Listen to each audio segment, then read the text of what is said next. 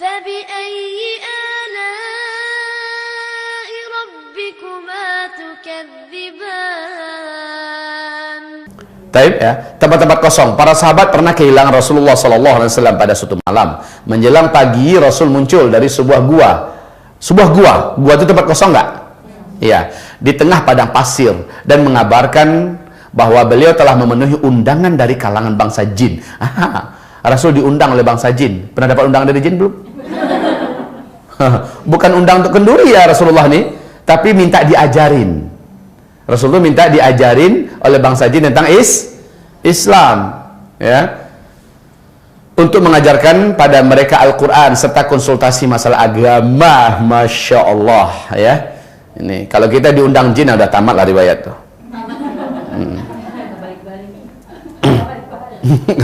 Baliknya kalau sempat balik gila biasanya. Baik, C, lobang-lobang ini sudah tadi ya. Lobang-lobang, janganlah seseorang di antara kalian kencing di lobang. Mereka bertanya kepada Qatadah, mengapa tidak boleh kencing di lobang? Qatadah menjawab, Rasulullah SAW mengatakan karena lobang itu adalah tempat tinggalnya golongan jin. Ya, hadis Abu Daud, Nasai dan Ahmad. Lah kalau tempat tinggal kita dikencingi, sakit hati nggak kita? Ya, jin juga begitu, dia tersinggung betul kalau di mentang-mentang ente khalifah, ente kencingi saya, emang enak dikencingin, maka dia akan balas dendam. Ibu-ibu, jin itu makhluk yang mudah balas dendam, dan kalau balas dendam itu keterlaluan. Kalau kita gamparnya sekali, dia gebukin kita berkali-kali. Itu bangsa jin. Oleh karena itu antisipasi, Nabi mengatakan bahkan nimpukin sesuatu ke semak-semak pun nggak boleh.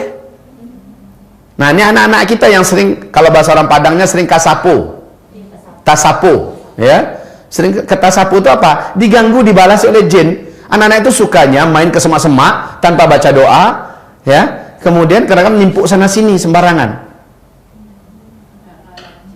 Hah? Iya. Nah yang suka bawa mobil, nanti ada sisa makanan atau botol kan, sembarang lempar ke semak. Sempat ada keluarga jin yang kena, maka ada keluarganya yang dari bangsa jin terbang, dia akan kejar langsung tuh. Ya, dia akan cari waktu kapan yang paling tepat untuk nyakitin dan balas. Apalagi kalau ada keluarganya meninggal. Coba baca dalam buku Syekh Abdul Salam Bali tentang wiqayatul insan, ya, tentang pelindungan manusia dari kejahatan jin dan setan. Ada seorang anak usia 9 tahun, anak gadis perempuan kecil. Anak ini sakit yang sangat parah dan sering mengigau serta seperti orang kesurupan. Lalu diruqyah. Lalu apa kata setan yang dalam tubuh anak ini? Saya mau buat anak perempuan ini sampai mati. Awas ini, bisa jadi ini anak gadis kita, mungkin ini akan menjadi anak kita, ya. Saya akan buat anak perempuan ini sampai mati.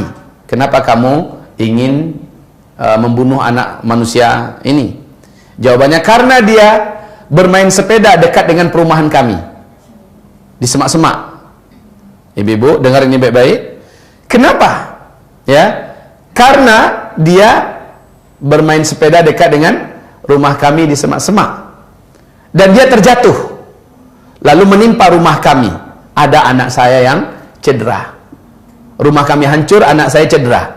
Saya ingin balas, awas, rumah kami hancur, anak saya cedera. Ini menandakan dia makhluk kecil atau makhluk besar? Kecil.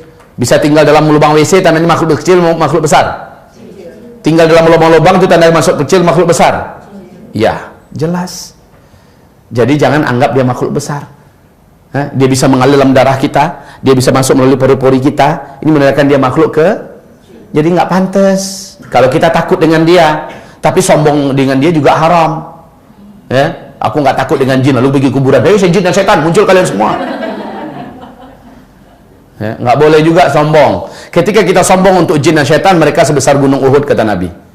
Ya, tapi ketika kita tidak takut pada mereka dan kita juga tidak takut dengan kita tidak takut dengan jin dan setan, kita hanya takut pada Allah. Tapi kita juga tidak meremehkan mereka. Dengan keyakinan kita dan gaya kita seperti itu, mereka akan sekecil kutu, ya, dan selemah kutu di hadapan kita.